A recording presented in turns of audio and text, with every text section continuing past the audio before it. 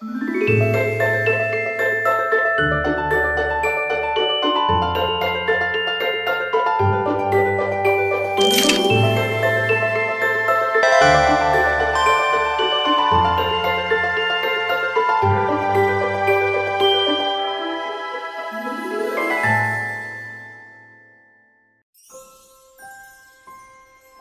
long time ago, it was a cold, snowy, freezing New Year's Eve.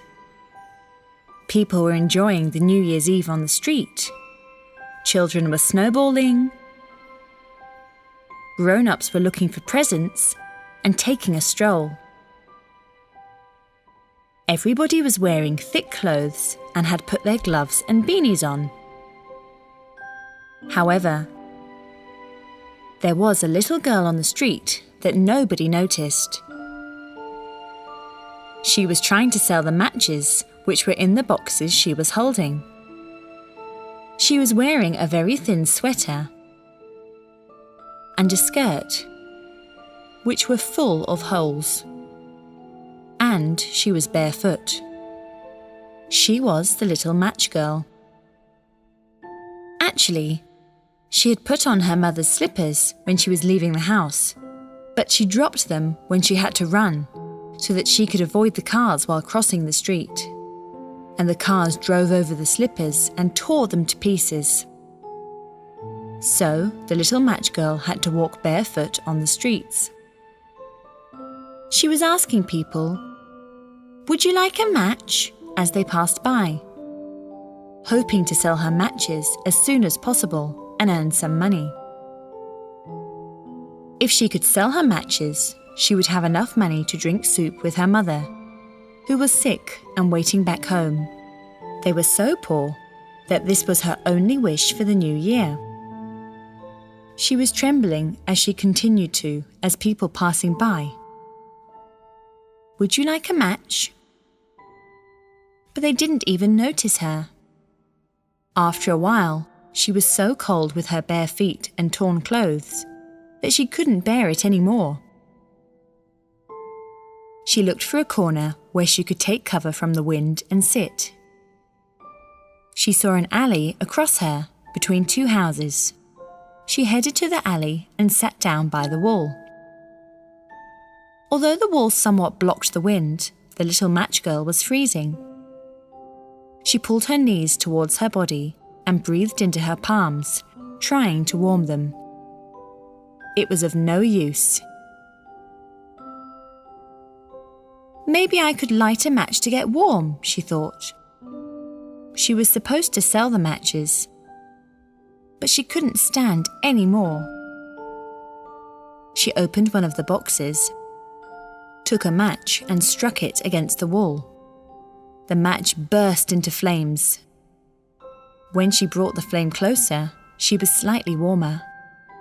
The little match girl closed her eyes and started dreaming with the warmth of the flame. She dreamt she was in a house, in front of a fireplace. She saw a very beautiful dinner table. There were all sorts of fruits, food, and drink on the table. At the middle of the table, there was a smoking chicken, looking so delicious. The little match girl was so hungry. She immediately reached for the chicken, thrust her fork into it, and took a piece to her mouth. Just as she was about to bite it, she winced with the pain in her hand. The match in her hand fell to the floor, with her broken dreams, and now on the street, between the two houses in the freezing cold, the winter was again back, with its full reality and bitterness. The little match girl took another match out of the box. One more match, so she could escape the cold and go to the warmth of her dreams.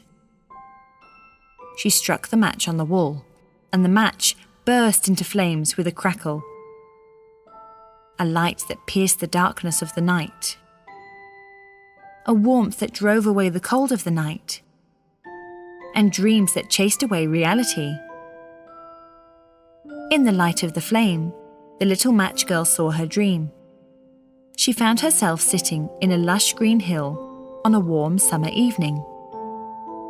The stars were lined up on the sky, blinking at her with all their brightness. Suddenly, one of those stars started falling. And one more leaves the world, the little match girl thought to herself. Because her grandmother used to say this whenever she saw a falling star. When someone passes away, a star would fall from the sky, she said.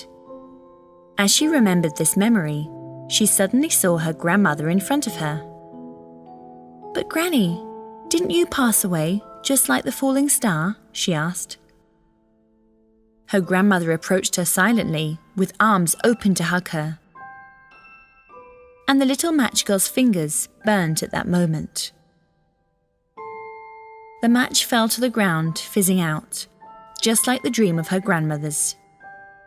Just like that warm, sweet summer evening. Now, once more, there was nothing but the freezing cold. But it was a cold that did not make her shiver anymore. The little match girl took one last match out of the box and struck it on the wall. The match caught fire with a crackle. The flame turned to light, the light turned to her dreams. And in her dream she saw her grandmother. She was closer now and warmer. Her grandmother came beside the little match girl and hugged her tightly. Her bosom was so warm, her heart was so soft. They started rising to the sky together.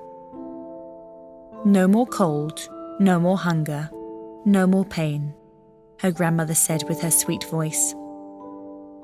And a star fell from the sky at that moment. The dying match fell from the little match girl's fingers. But it did not hurt her anymore.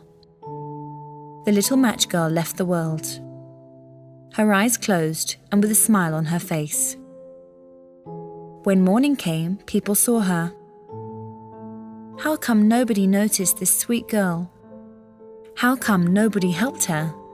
They asked each other with accusing faces. Then they understood that none of them had noticed the girl. Or even if they noticed, they did not care. They were ashamed of themselves for not noticing her.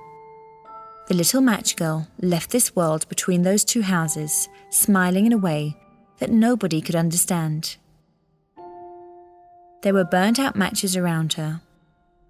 How could the people know the dreams in those burning matches and the smile that the dreams brought?